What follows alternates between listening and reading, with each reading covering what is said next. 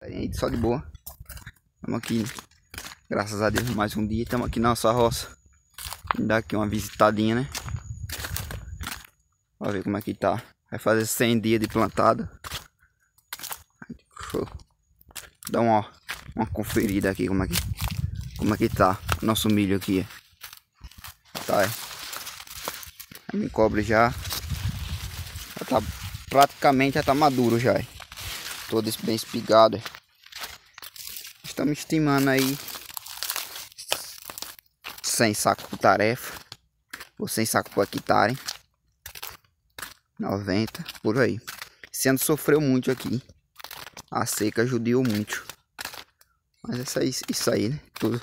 Tudo nos poderes do nosso Senhor Jesus Cristo.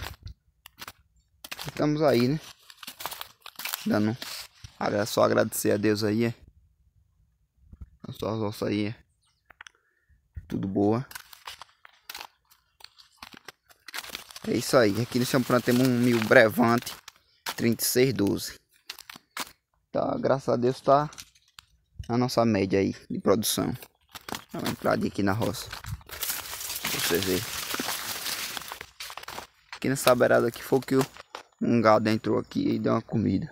Essa beirada aqui é mais fraca, ele é mais baixo. Mas é assim mesmo, né? Olha. Milho, graças a Deus, é tudo milho bem espigado. É isso aí, galera. Desde já e passa aí, deixa inscrever no canal e deixa seu sininho aí. Você ativa o sininho de notificação aí. Inscreva no canal. E só de boa, né? Estamos aqui dando uma visitada aqui nas nossas roças.